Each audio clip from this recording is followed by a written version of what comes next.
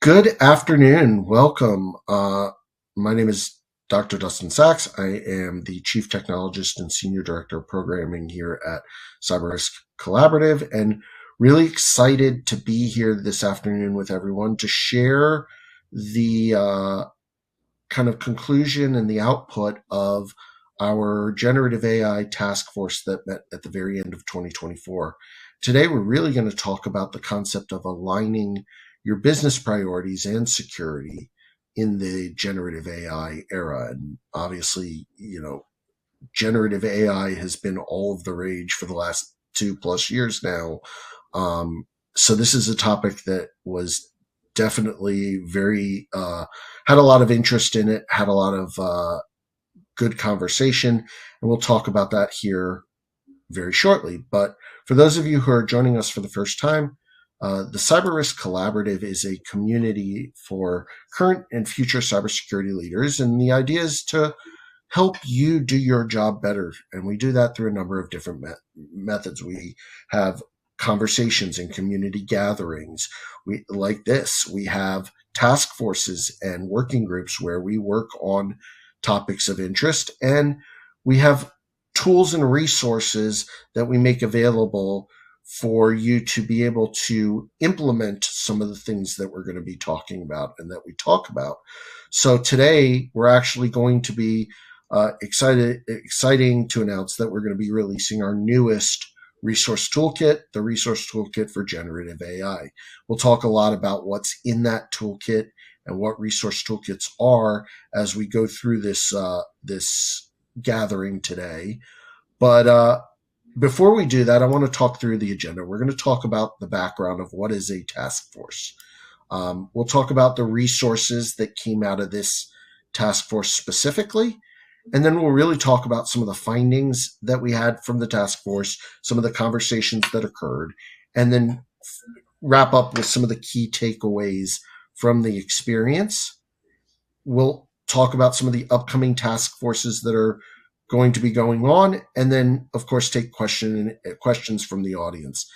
If you have questions that you'd like to submit, you can do that one of two ways. You can either do that in the studio chat, which is the chat that is to the left in the center of your screen, or in the Q&A, which is right next to that, and we will do our best to get to as many of the questions as we can throughout. And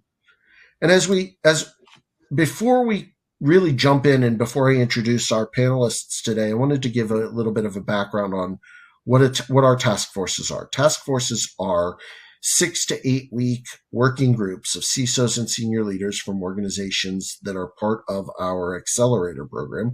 This is vendor free. It's under NDA, so everything we talk about is very much meant to be open and honest and non-attributable, and allow us to really have candid discussions. We get members that are part of the task force from very diverse sectors and perspectives, as you'll see today. And the topics and areas of focus are really driven by what you, our members, want to talk about or need to talk about around certain areas, and all lead to member-developed, member-driven templates, policies, resources, guidance, etc. And we take those and really we put everything together so that you have not only just the guide of how to do things, but the tools you need to start doing that. And what you'll see is a listing of some of the organizations that were involved in our last task force. And with that, I want to introduce our panelists today and allow them to introduce themselves a little bit. So we'll start off with, we have Rosalind Cook, who's the Director of Information Security at VIMED.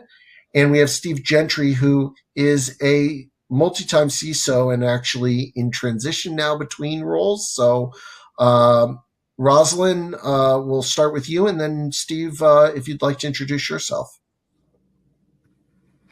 Thanks a lot, Dustin. I've been in cybersecurity for about 15 years in banking and healthcare. I'm mostly performing administrative controls, and I'm relatively new to leadership responsibilities. Regarding AI, I'm pretty AI hesitant, but I'm in an organization that is a great innovator and they're really embracing AI. So I'm kind of found myself in a place where I'm challenged to understand the risk landscape associated with AI and to help the organization integrate with AI tools in a secure way and prepare for full AI adoption in across the company. Yeah, Thank you, Steve Steve. Gentry. I've been running security for multiple SaaS companies for the last 15 years, and have just been able to have opportunity across the 25 plus years in security that I've been doing this, just see a bunch of different things. And so this was an interesting task force for me, and we'll get into some of that later. But it just, I, I have a stance, whether we're talking Gen AI, whether we're talking AI built into our tools or whatever, it's the trend that we're having to adopt. I remember when um, oh crap, Slack, when Slack was first coming up, and everyone's like you gotta either ride the wave or you're gonna get drowned in the ocean. And so that's where I stand on the AI curve. It's just like, hey, yes, I have my hesitancies, but I also think there's some really good use for it. I also think there's some really bad uses for it, as you see a lot with people on doing interviews and reading interview questions that have nothing, or getting responses that were AI generated that have nothing to do with the question asked or have bad information. So it's a fun time. This is a topic that I was really interested in jumping in and being part of this task force. Absolutely. Well, thank you both. And before we kind of before we dive into the resources and what came out of this task force, both of you have been involved in task forces before. What is it about the task force experience that you keep coming back for, and why in the plethora of meetings that you have in a day, was this some and in a week, was this something that you really wanted to carve out time and be part of? Rosalind. Um, it I took it as a learning opportunity foremost to really get a sense of the space positions, and I know I have my position, but I need to move out of that box and embrace more of what's going on, the possibilities, and again do it in a secure way. And so being in that conversation instead of waiting for the resources to kind of impact me, I wanted to be on the front end of it. Steve, from your perspective, why task forces? Why making the time for this? What was it about the experience that really stood out to you? Yeah, so lately I've actually been doing a lot of startup advisory. And as you can guess, it's a lot of AI based startups. So, one, it's interesting for me. I wanted to hear what my peers were saying and what people were thinking about this from the security standpoint. It allows me to, like, hey, I can give you additional context of what's being talked about in CISO circles. The other thing is anyone who knows me knows that I talk a lot. I have my opinions. The Jersey boy in me is willing to share them with anybody and everyone. And it's not necessarily because of ego, though there's always that involved. It's because I love to have my ideas pressure tested. I'm never the smartest person in the room. I want to be able to throw an idea out there of like, hey, this is what I've been thinking about with AI, is like, tell me why this is bad. Like, shoot me down on this, rip this apart, like, pressure test my thought process. So when you've got your peers there and you're having a task force and you're going through and you're throwing something out there are times people are like, yeah, I don't see that. Like, and it's great. And it allows me, because we all have our biases that are formed, whether from our backgrounds, nature, upbringing, like all of these things form a bias in our opinions. And it's a good way to find those blind spots we have that were created by biases by having other people pressure test your ideas. And so that's why I love task force and having opportunities to work with my peers, because it's like, hey, Gentry, you're full of crap. Let's correct your thought process. Yeah, I like to call those types of situations what I call spaghetti sessions. It's throw the spaghetti against the wall, see what sticks. Um, so again, as I kind of said at the outset, really excited for those of you who have heard me talk or seen our emails and communications about resource toolkits, which we really rolled out at the beginning of this year. I'm really excited that, we're here basically at the end of the second month of the year, and we're about to launch our very first a new toolkit for 2025, and that's the Generative AI Resource Toolkit. For those of you who may be hearing this the first time, resource toolkits are curated resources, groupings of resources around specific topics. All of the resources have been developed or driven by the work of the task forces and our CISO members and their organizations. And we started out the year with 18. We're now up to 19. And what you'll get as part of this is not only a guidance document that says, here's what you need to know about the topic of generative AI, but here are some tools, templates, resources to help you start to enact some of the things that have been talked about. We have a link, which the URL that you see on screen will take you to a PDF that has got a listing of all 19 of the toolkits and what's included in them. Toolkits, the resource document is available, or the guidance document, the primary guidance document that we're going to talk about today is available via a link in the member update that went out today. It will be available as well in future member updates and available for our general members. If you want the tools and resources that go with it, that's something that we reserve for our accelerator members, and we'll talk about how you can learn more about the accelerator program later on in this gathering. But one of the big things about the resource toolkits as well is that we don't just give you these documents, we don't just give you the templates, but we also call out how much the estimation of labor cost savings to put these together, to create them, to battle test them, to make sure that they're ready to go. And we provide that information to help you assess the value of these various toolkits. So today, where we're releasing the Generative AI Toolkit, we'll talk through many of the documents, but we're releasing our CISO developed guide to generative AI. We have an infographic explaining some of the kind of fundamental elements of generative AI governance.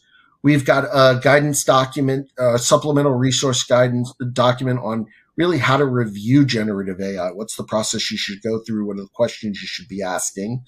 A presentation template that you can use to brief your executive team or brief the non-security part of the team on the opportunities and risks around generative AI.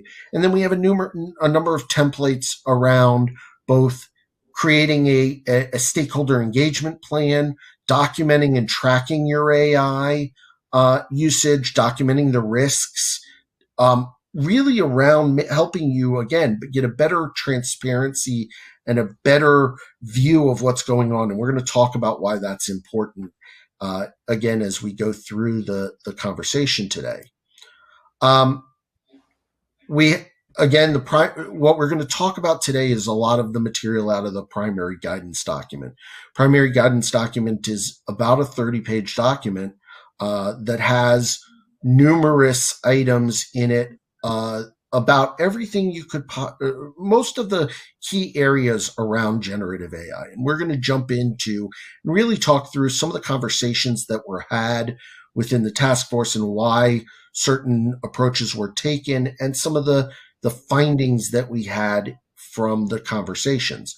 And to start that off, one of the things that was really important that we did at the very beginning was really to define what do we mean when we're talking about generative AI.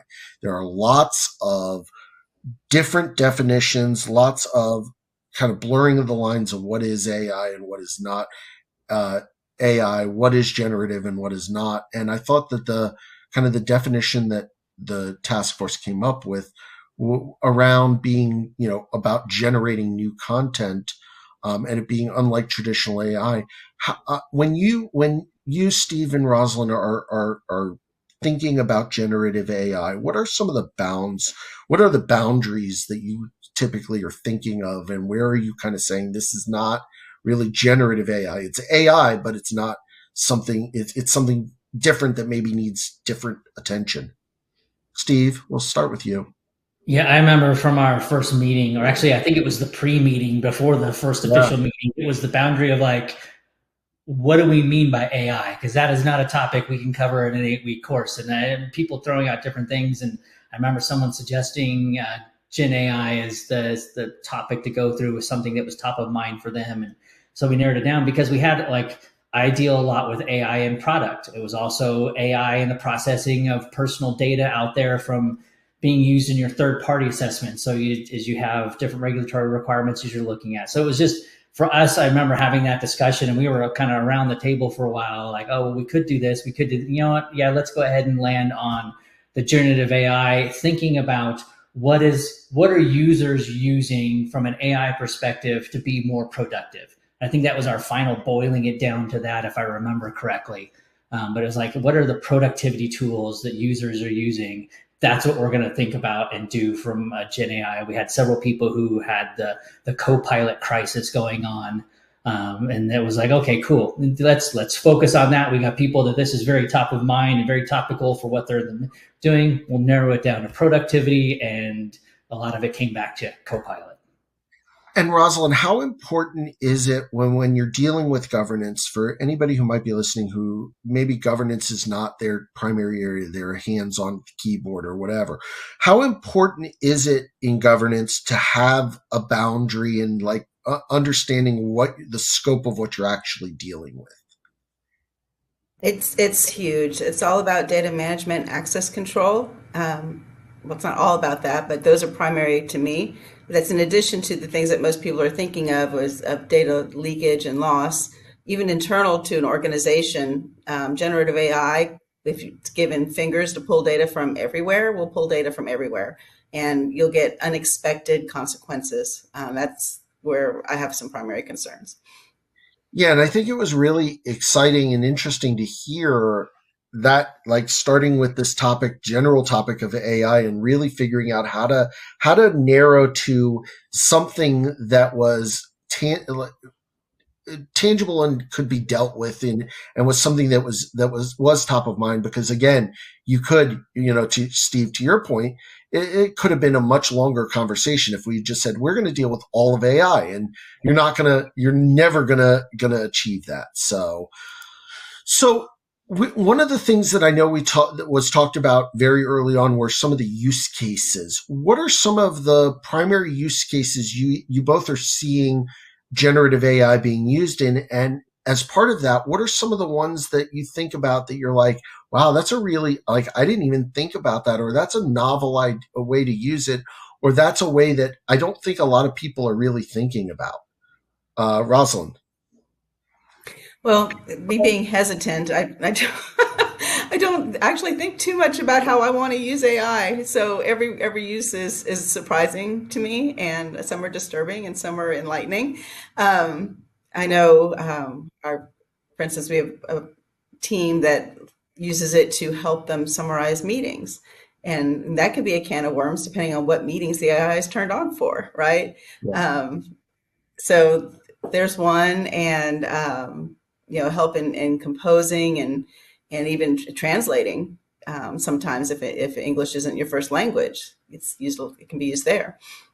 In our pre-conversation, you mentioned a way that it is being used that I don't think a lot of people really truly pay a lot of attention to, but for me certainly is one of those, like, as somebody who has to train people, who has had to train people on security awareness, becomes a really harder, makes my job harder because of the way it's being used. And that was around some of the tactics that are being used by attackers. Talk a little bit about the one that you had kind of brought up and why it kind of stands out in your mind. Right. So AI is a really powerful tool for phishers, right? People who use phishing as a threat vector against organizations.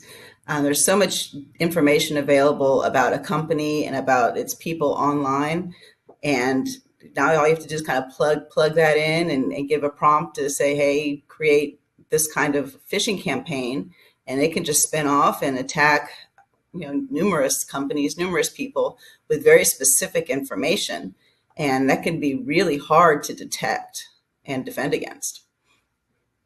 Absolutely. Steve, from your perspective, I mean, as you said, you're kind of in this space, seeing how it's being used in startups and what have you. What are some of the ways that you've seen it being used that have stood out as like, wow, like, I would never have thought of that, or that's a really cool way to use it. And then what are the ways that you're sitting there going, I wouldn't have thought to use this, and it's scary that it's being used that way. Yeah, so in organizations I've been in, some of the earliest adopters have actually been on the go-to-market teams. Your sales, your marketing want to be able to use deep fake technology so they can do videos of the CEO or executive members who are busy actually presenting something and doing a video without having to take away their time.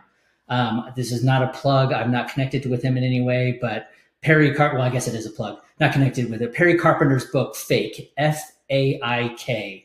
It's a great book, and he does a bunch of different YouTube videos and things like that about deep fakes. And a lot of examples are like he's turned himself into Keanu Reeves having a conversation. He's doing it all in real time. So, I mean, there's really cool things you can do with the technology. Of course, then pivoting, say, whether phishing is like, hey, the CEO is calling, people using it, where they're getting a call from a child or a grandparent who's supposedly in trouble and they can mimic their voice. But like, there's all these bad ways to use it. I personally, for me, I am horrible at writing. I am an awful writer.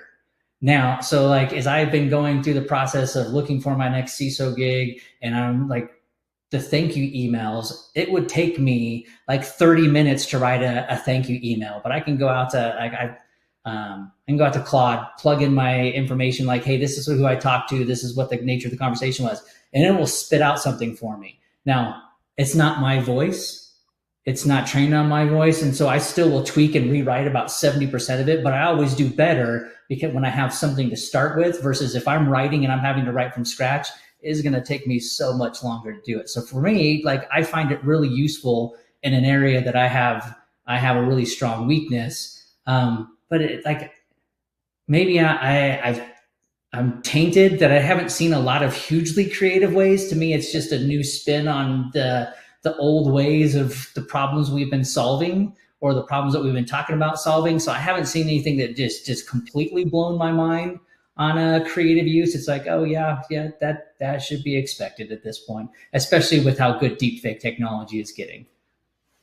And as I think about it, and I know this was a topic that we wanted to definitely touch on, Steve, but for me, what's kind of the most, I would say, novel way, and it's an interesting way to look at something that happened recently, is we as kind of mainstream large populations of people have taken to using ChatGPT and generative AI in their daily lives.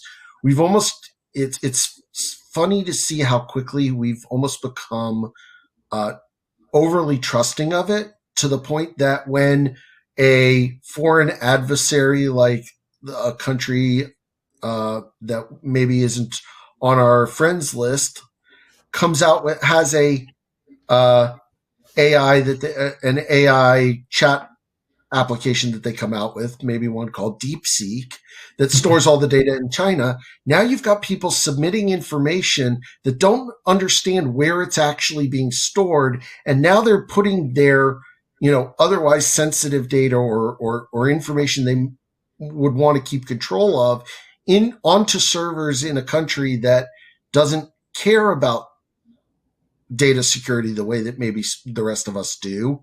And as a result, now all that data is out there. So it's almost that scary use of it in a way to collect information about a population and then use it for data Yeah, analysis. So what do you think? And as we talk about the DeepSeek kind of rollout that happened, and how quickly people were to adopt it, what kinds of things come to mind on that? yeah, I'm going to be sitting in a rocking chair later in life. I mean, I remember the day that DeepSeek was launched, and every other post on LinkedIn was about DeepSeek. There was just so much, they were all so contradictory to each other that even as a professional in this space, and I mean, like, I was struggling finding out what was factual and what was not factual. It's like, oh, it's stealing all your data. Oh, it's not stealing all your data. Oh, you can put it locally. Yeah, but if you put it locally, it's still taking your data back. And like, we've done it here. We've tested, like, there was so much like influencer campaigning on DeepSeek in the first early hours. It like, for me, it was like, I want to let this bake for a week. I want people to have a chance to see it and do it, because there's no way in their first few hours of your day, like, most of you are just regurgitating the same information. It's like the people who, there's a famous tech exec who's got a parody account about him, who posted a bunch of information about spending inside the DoD and the IRS. It was a parody account, but then it started being quoted by people. And I saw a lot of that going on with DeepSeek, the people like just regurgitating someone else's information. And it's so dangerous. And security professionals, like, sometimes we are our biggest problem in our own industry. So being thoughtful about what it is, go read the EULA. I mean, do you remember when Slack's privacy notice came out and everybody freaked, like, wait a minute, are you saying you're using my business data to go train your AI? Like, what do you, it was their AI privacy statement, not just a privacy statement. Like, and it was so vaguely worded that they couldn't tell, like, whether or not their data was being trained in that AI or not. And it still was never cleared up until it was like, oh yeah, no, we're totally taking your data from you. And it was like, go ahead. And I think the other thing that DeepSeek really opened up that was interesting as well is that because we kind of generally have become so reliant and trusting of the generative AI, en masse. Certainly, there are certainly a lot of people who are still very hesitant, and rightfully so. But the opportunity for misinformation and disinformation using generative AI. The example I think of is, DeepSeek. The big one was if you went and asked it about maybe something that happened in the late 80s in China, a very famous event, it would go, nothing happened there. You're incorrectly remembering a piece of history that has been very well documented, video and otherwise. It never actually happened. And you think about the person who this is the first time they're seeing that information, who goes, oh, okay, well, that must be true because the AI told me it is. I think that generating it once and then it was disappearing. Remember, there are several instances of people asking about certain current events, and it would pop up with an answer, and then all of a sudden the answer would disappear off the screen. You ask a question again, and no answer is coming back. You're like, right. You just told me an answer, and it was contrarian to your country's politics on the statement. There's always going to be bias in AI. It's something we have to be aware of as we're going through and leading into that risk discussion. Absolutely. So, Rosalind, one of the big areas that we talked about in the task force was the idea of the risks and the challenges that are posed by generative AI. What are some of the risks and challenges that stand out most to you that as a security practitioner, you think, people should be truly paying attention to? Yeah. And this is kind of on the co-pilot frenzy, right? A lot of organizations are looking at turning on Copilot or whether they can turn off Copilot almost, because it seems to be offered everywhere. But that's internal access controls, because in the environment, I did some reading on it and found that Copilot can follow links that are shared company wide, and so while you think you're sharing a link, while you expect the people you email it to be able to get to a document and edit the document, read the document, you don't think that link's going to be shared everywhere. But can the AI follow that link and offer that information if it is related to a prompt given in some far off department? I think it probably can, and so it becomes a struggle then to review all the permissions in the platform, and who has access to what, and what links are created, and what's been shared inside and outside of the organization. And that could be a really big task to take on before turning on the Copilot button. Absolutely. And then, Steve, from your perspective, what are some of the risks that you've seen out there that give you at least some level of pause? Yeah, going to stick a little bit to the Copilot piece in and of itself.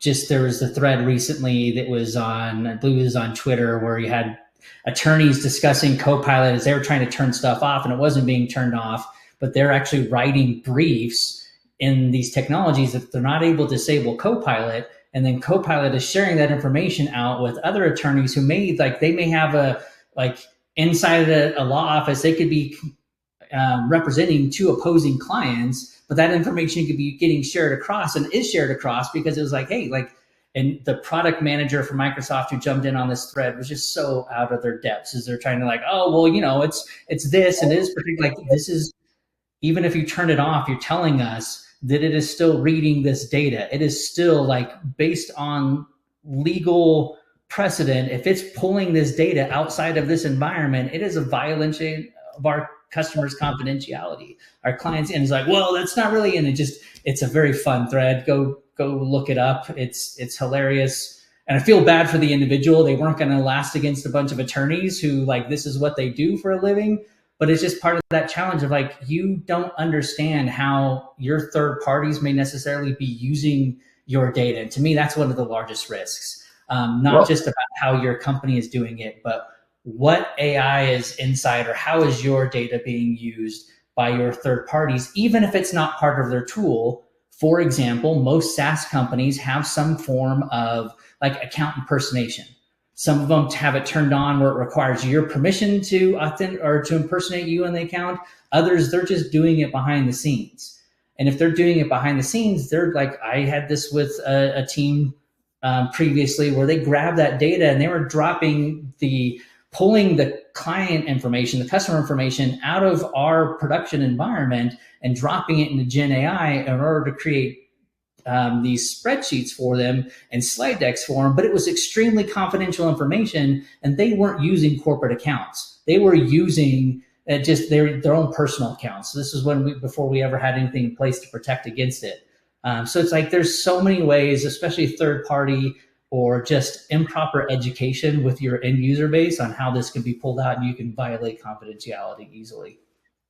yeah, and before we transition to the last topic and start sharing some of the actual tools and resources that were created, it's funny, Steve, that you bring up the attorneys getting upset about the use of Copilot, because many of these same attorneys are ones who, when the personal assistant devices all came out, would bring them into the office, and then couldn't figure out why, like, they were getting upset because it would trigger when they would say something that was close to the wake word. And then they'd be like, oh, it's hearing every like, it's recording it up to Amazon's, cloud storage. And now it's got, all these conversations that I didn't realize were happening, being stored up there. Like, it's funny how history has kind of come back on itself.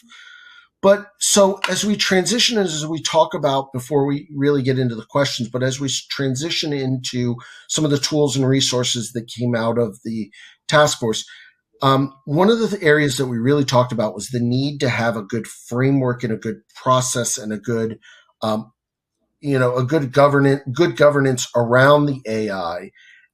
One of the things that we talked about was whether or not the AI should be handled as a separate governance item or as part of the existing governance process. And I think there was a lot of overlap, but can you share some of the insights that you got from the task force as to, like, what's the best approach for handling the governance of AI if you are going to look at, even whether you're looking at, should we even turn it on, or, hey, we are going to turn it on, but we need to manage it. What were some of the conversations that you heard and that stood out to you, Rosalind? There are kind of two major categories around it. One was AI with third parties and how to manage the risk there versus internal AI. The third party AI use isn't really the generative; it's more of integrated into their systems, and that was more of integrating that into your existing vendor security evaluation process. It kind of fit the categories already there. But internally, we talked about governance boards, AI governance boards, and use agreements, and a lot of user education about how to use it, where to use it, what limits they should have. It got much more in depth on the internal side.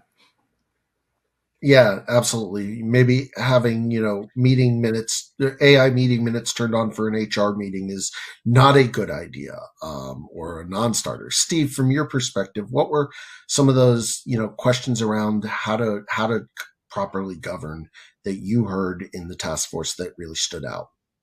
Yeah, it was the how far do you go down the adding this to your data governance model? So if you have data governance policies, do you have an AI based section or do you break it out? There are differing opinions on that. To me, it ultimately comes down to what's right for your company. The one caution I'll always put out there is like how many of your employees actually remember any of your policies from a security standpoint, or even know where they reside most of the time. So it's just if you're going to have a policy, and this was the other piece, there was a lot of discussion about policy. Very few people actually had anything in place to prevent. So when we say, hey, we're going to be turning on AI for our company, what you're talking about is turning on the corporate version of Copilot or the corporate version of ChatGPT, but your employees are already doing it, whether you like it or not. Like they're already using some form of AI tool. So it's also that discovery. How are you discovering this? And based on that, how are you educating them? I'm a big fan of the little short videos, giving them the why, giving them some information, keeping it light and fun, working if you have a creative team. I loved working with creative teams to create these little videos that are funny, and then including the bloopers of me being an idiot because everybody knows I am anyways. And so it was a great resource to share, but just that you got to have that education portion, but keep it simple. Tell them the why behind it. And then find like you're going to have to eventually you're going to have some type of control, technical control, if you really want it to have teeth, because having a policy is just not going to stand. Whether you create a specific AI policy or whether you put it part of your acceptable use, your data governance, or whatever policy you want to mesh it in with.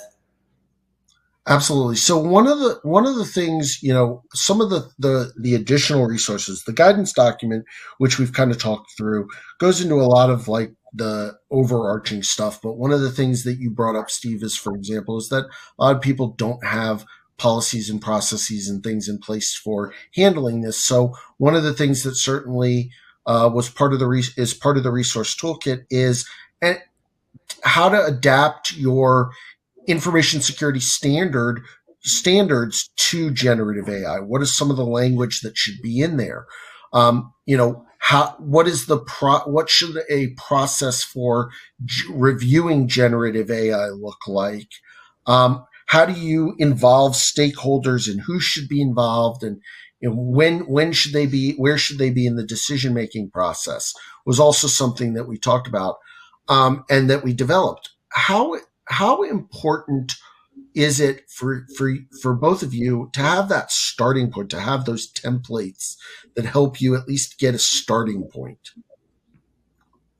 Steve. Yeah, as I said, I hate writing stuff from scratch. So policies, like I tell my team members, what I've done through my career, like go grab someone else's policy, tweak it to our company, make sure it matches us. Like if there's a template or something you start with, fantastic. Because most of us, again, don't have time, or there's so many ways you can go down a rabbit hole. Like we discussed from the beginning, okay, AI policy. Well, what does that mean? Are you going to go write an AI policy? This thing could be 1,000 pages long. Like having that template of like, hey, here's some ideas. Again, tweak it for your own use. This doesn't mean that it's perfect. It doesn't mean that you can't add or subtract from it. But here's a good starting point so you don't have to use that excess brain power, or you don't have to use brain power that's already overtaxed from the million other things you got to worry about in security to go get rolling. And for me, that is just, I'm an idiot. So this is good to have a good starting point on someone who is much smarter than myself to drive this home. And Rosalind, I know one of the things that we talked about and that got talked about a lot in the task force was the myriad of different frameworks and regulations and guidance that's out there about AI and helping to govern AI. EU's got one that just came online, and this country. How difficult is it normally to like compile this information and find these things, as a practitioner? Well, it takes hours and hours and hours. So really, it's not practical for an individual to try to do it. So having a resource like what Yeah. CRA puts out here with the task force is invaluable. It's just you can try, but you never get the comprehensive product that you can get through the task force. And one of the things that you brought up, Rosalind, I want to stay with you here for a moment, is that it comes down to the data, and it's important to look at the data and what have you.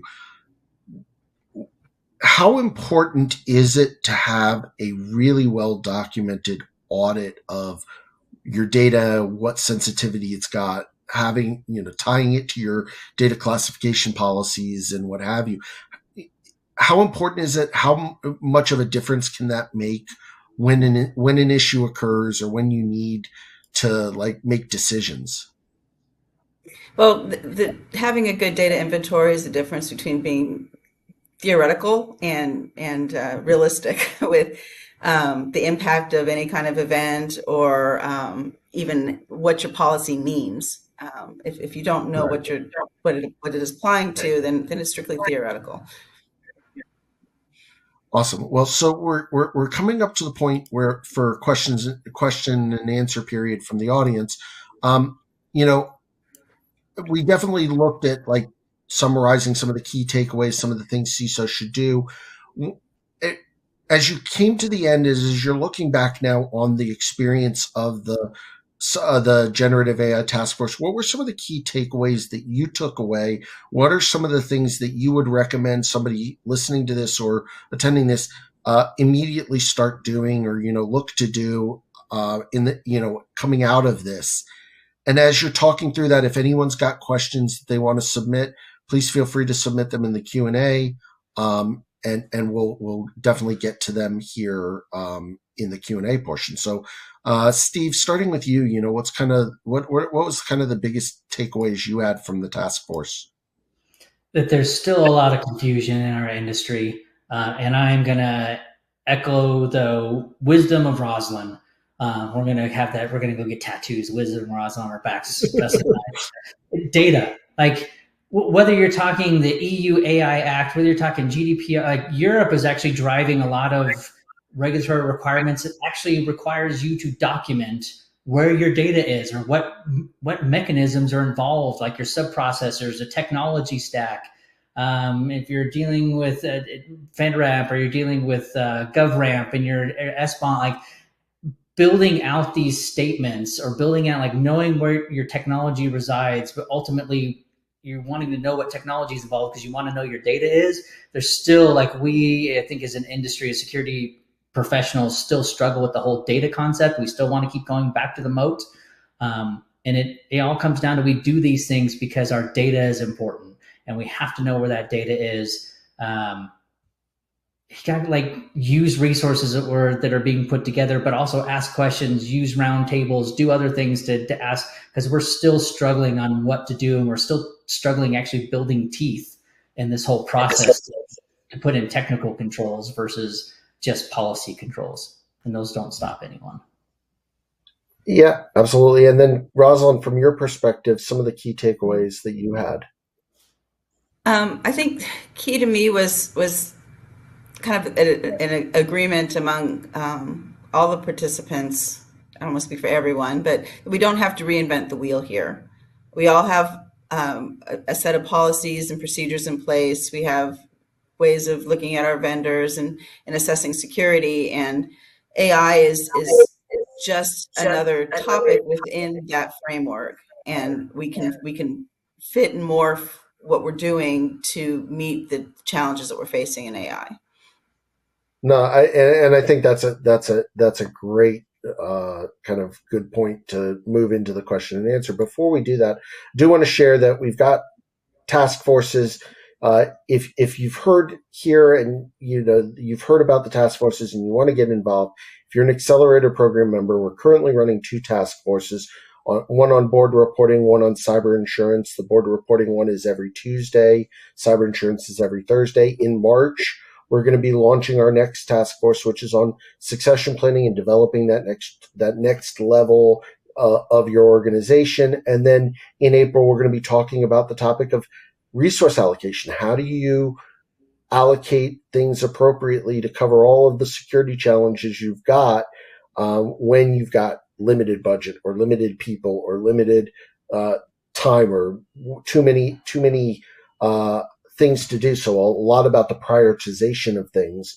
Those are definitely going to be the topics, our topics that our members have asked for and that we're going to be addressing in task forces. As we're starting to jump through some of the questions that have come in, we'll be putting up a couple poll questions. Please feel free to please answer these questions to the best if you're willing. We would love to get the feedback. We want to make sure these events and these community gatherings are helpful for you and are relevant to the things that you need. And Rosalind and Bob. I'm sorry, Rosalind and Steve, excuse me. When we're talking about generative AI, and okay, so you've got the data, you've put it together, you've got a good understanding of where it is. How do you Steve, you were talking about the fact that people are already using this stuff and you've got to kind of now rein it in. How do you rein it in? How do you bring it into a way that you can get control of it in some way? Because I think, as I sit and listen, that sounds like it's easier said than done, and it's a daunting task. So where do you start? It's ultimately, what risk are you solving for? I mean, that is our job as security professionals. It is not to solve the problem 100%. Most of the time, it's going to be a mitigation versus remediation strategy with a lot of things we do, because it comes down to the risk. What level of risk is this creating? Is it something that, like saying that we can't solve this problem or stop them all, then we know it's not 100% risk mitigation or remediation strategy. It's a mitigation. So knowing what's being used, do you have discovery tools inside your environment? Do you have that? There are a number of companies that are starting to come out with generative AI security, basically DLP for Gen AI.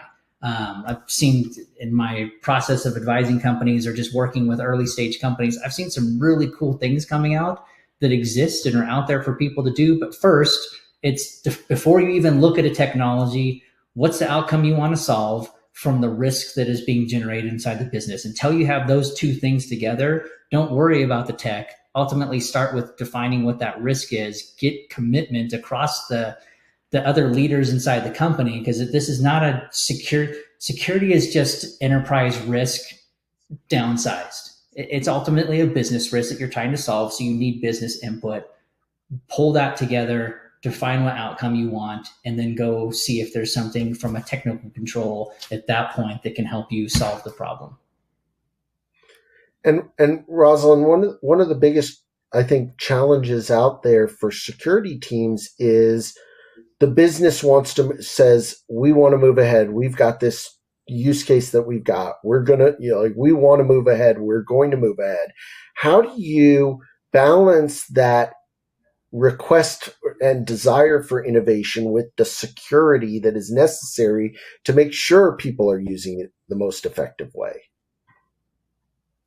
It's come down to defining a few key questions to get answered in that process about data segregation, model training, use of the data, and output verification.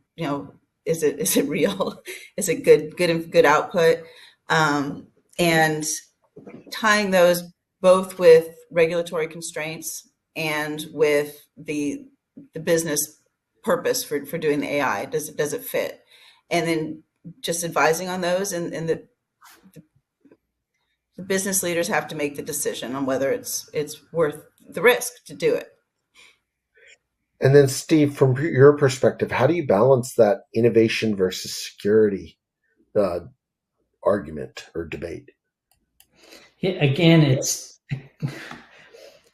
We're a risk organization. That is literally what security's job is to do. So if we are the theater of no, we're going to get overridden, which is why, like, when you're being part of the procurement process and looking at applications, is not saying, hey, you can't use this application. It's, here are the risks involved. Are we willing to accept it? Hey, chief revenue officer, your organization is buying this really risky or using this really risky process. As you're having that dialogue with these other organizations, this is where you're gaining that consensus, because ultimately you're there to help highlight the risk. You're there to say why this is risky behavior. You should also be providing advice of, here's how we can help get inside your processes, or some alternatives that allow you to still move with speed. Because that's one of the CIO and CSO paradoxes, is we have these tool sets or things that we're trying to protect that are these massive, identity is not something you're changing overnight in your framework. But like, hey, we want to redo how we do identity. Cool. That's an 18-month project for the way that this is spread across our whole organization. But we have these things, people really want to use the bleeding edge, but we're trying to balance that with actually having processes in place. So how tight are we into the user base and user processes? How tight are we into what's coming down the pipeline, and how can we move with speed without blocking what our users want to do? Because that's when they find the creative ways. When we become the roadblock, they just find the creative ways to go around us. So it's a lot of PR and a lot of glad handing with people to gain consensus. We're marketers ultimately about our jobs. Absolutely. No, and that's a great place to kind of wrap up and leave it. So again, thank you, Rosalind. Thank you, Steve, for being part of this. Thank you to the entire task force. You both represented, I think, the task force very, very, very well. Thank you to all of the members of our task force. For those of you who are, because I saw there was a question, the recording of this will be available on the SC Media website, and will be included in upcoming member emails, so that people who have missed this, or who you want to rewatch it, or who want to share it with their colleagues or their friends, are welcome to do. If you're interested in learning more about the general membership or the accelerator membership, please reach out to either Chris Ancharsky or Tom Ward or myself. For accelerator members, all of the materials that we've talked about today, all of the materials in the resource toolkit, are available now in the members portal for you. If you have any trouble getting access to that, please reach out. If you are somebody who's not part of the accelerator program and you want access to the tools that we've shared, please reach out again to Tom Ward to get more information about that. If you want to get copies of the presentation as well, you can reach out to Tom to get those. Everybody is eligible for 1 CPE credit. You should receive a certificate in the email, in a follow-up email from the platform automatically. If you have any problems, please reach out and let us know. Rosalind, Steve, any final thoughts before we let everybody go for the rest of their day, and hopefully into the upcoming fun and relaxing upcoming weekend? Any final thoughts? AI is here. We need to learn how to use it safely. So, like it or not, I'm hesitant, but it's a wave we can't get off of. It's out of the tube at this point. So, Steve, any final thoughts from you? Just breathe. Your peers are here to help you out. You don't have to solve, or you don't have to recreate the wheel for everything that you're doing. Use materials that are created, tweak them to your own needs as necessary. Don't feel like you're in this alone. Like, that's the best thing about these CISO communities and these security communities, is like, we're all fighting the same fight in different ways. We're here to help each other. Like, I have felt them, like, this is such a strong, supportive community that we're a part of. I love it. Like, we can always do better. We can always do more, but like, you're not in this alone. So breathe, use the tools you've got, use the resources you've got, ask for help when you need it. And just like, we're here, raise your hand. Someone's there to help you out. Steve, the wire transfer will be done in about 5 minutes there for that amazing commercial. Thank you very much. Thank you all for being here today. Thank you so much. We're going to continue to talk about this topic. We're going to be talking about other topics in the coming weeks. Please pay attention to the weekly member update. We've got a lot of really fun and exciting events coming up. Next week, we've got the second of our launch tech events, which was a judge the an opportunity to see some of the cutting edge technology that's out there, provide feedback, and vote and judge on which ones you thought were the most compelling. If you're a CISO, we highly encourage you to check your email and reach out about being involved in that event. We've got upcoming webinars coming as well. We'll be talking about culture, how to build culture in your organization. We'll be talking about incident response tabletops. We'll be talking about how to enhance your incident response programs as well.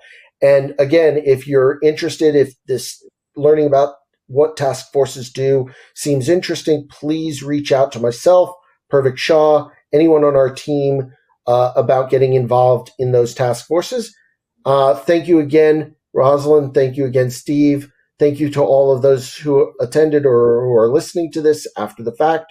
Have a great rest of your day. Have a great rest of the week and a great weekend. And we'll see you again really soon on another one of these community gatherings.